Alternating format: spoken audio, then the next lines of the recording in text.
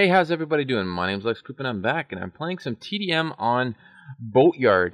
Some more Far Cry 3. I figured I'd give you guys some more gameplay because of the fact that, I don't know, I wanted to give it to you guys, and there's not a lot out there. So let's, the last video I did, I basically broke down the HUD. So if you guys were aware of, watch the last video. If you haven't, definitely go check it out. I'll have it as one of the outro videos, so you guys can click on it and go back to it and watch it. It's a quicker video. It's only like it's only like 4 or 5 minutes, and it's 4 minutes actually, and it talks about the HUD that you see and a few little breakdowns. Now, I'm just gonna give you some of my thoughts, and then I'll do another edited video talking about more scripted and talking about the maybe more of the talking about in details about the battle cries or maybe some of the other guns or some of the game modes and stuff like that. But for this one, I'm just going to give you my thoughts on it because I've been playing it. I recommend, it seems like a lot of people pay a lot more attention to the HUD. So if you're using a gun that doesn't use a suppressor, it's like any other game. If you use a suppressor, you don't show up on the minimap when you're firing. But if you do use a gun that's not suppressed, you are going to show up on the minimap. And I find that people definitely know where you are a lot more in this game than in other games. I do like the game. It's a lot of fun. The only thing is that there's not a lot of people playing it. TDM is always the most popular game mode in any game. And I found that the most people that are playing in this game at any given time, it ranges from I'd say around 300 to 400, so it goes like 250 to 350 to 450.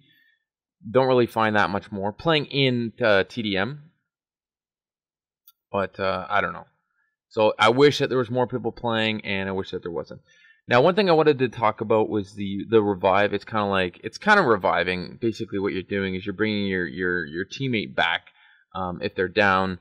You don't always have that option, right? The teammate that dies, the person that dies has the option of pressing A, and basically when their countdown timer starts, has the option of pressing A saying they want to be revived. If they don't press A saying they don't want to be revived, you cannot revive them at all. If they do press A, if they just press it once, and what it does is it slows down the timer, you're still, from what I've found, you might as well press A 3 times, because your countdown timer for when you actually spawn is an additional 3 seconds. So if you press it 3 times, if nobody revives you, it gives you the exact same amount of time as if you had the option of getting revived. So he sees me coming, but apparently he didn't keep pressing A. So right here, I keep pressing A.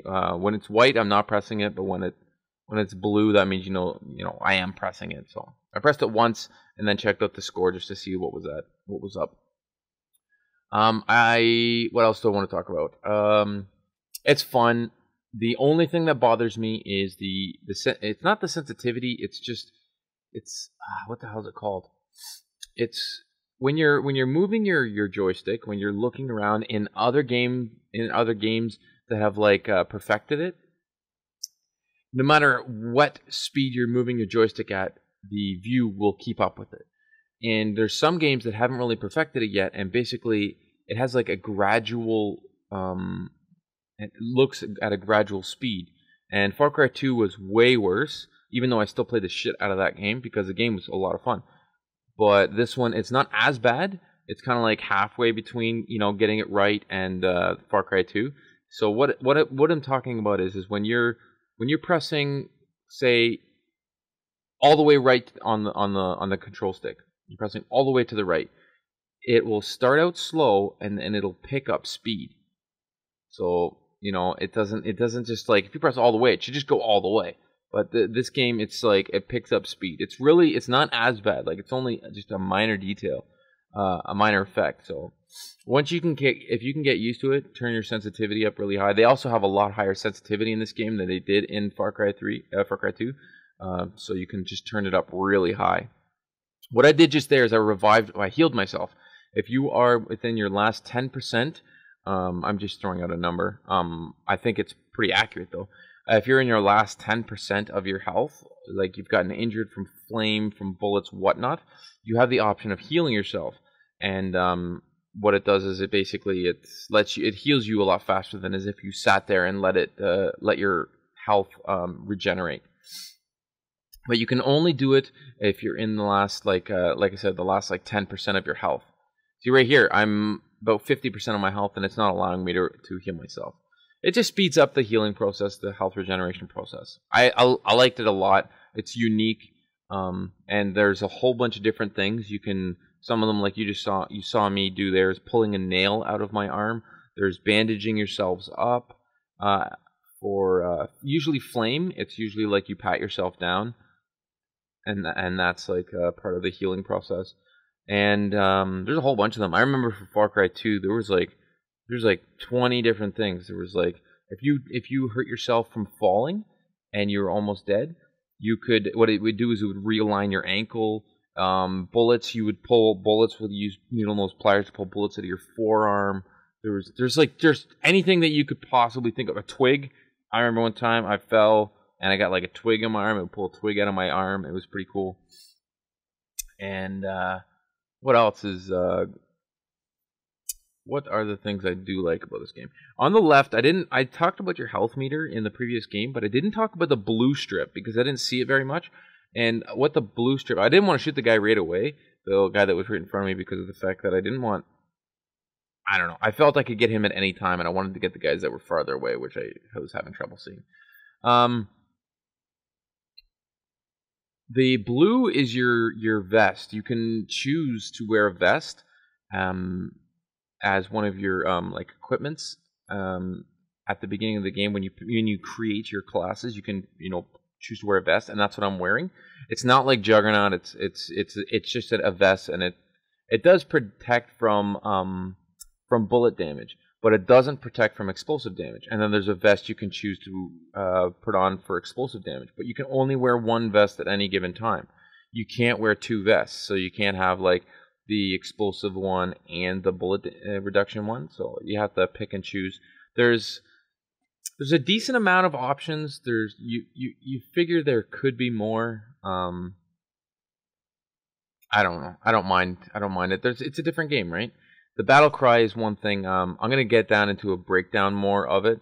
I learned about it late on, how to even use it. I didn't even like this gameplay that I'm showing you now. I didn't even know how to do the battle cries until the previous night that I was playing.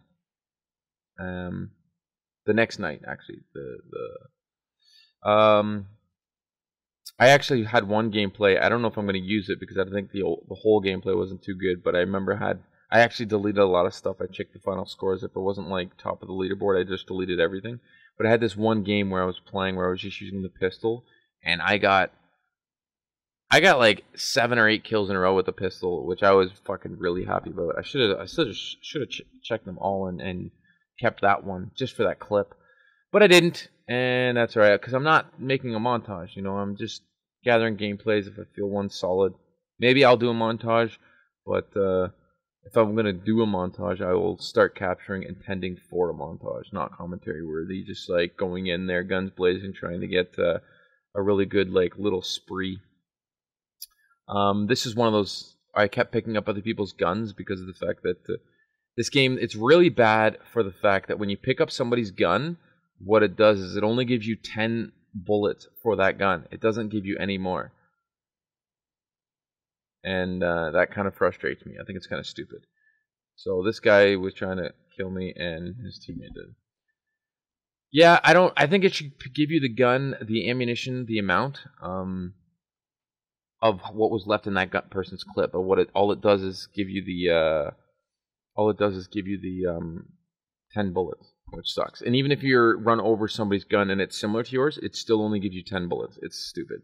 I run out of bullets a lot faster with this gun. So in this game, one of the things I do want to talk about is at the end you're going to find you have 2 options. If you're in first place, what you do is you have basically it's a humiliation that you do to the person who's in first place on the opposing team, and you have 2 options. You can release them, or you can punish them, and show mercy or punish. And I usually show mercy, and this is the one. And there's like 20 different options for each one that you can choose from, And it's kind of a cool ending. It's their own, you know, it's their own version, their own ending. Anyways, this is the end of the video. This is Lex Coupe saying, rate, comment, subscribe, dude. Skadoosh. There's a few things on the HUD. Down here, you can see the mini-map. It's pretty plain. It's pretty obvious what it is. There's people around you, your teammates. You can see them. They pop up in blue. You are white.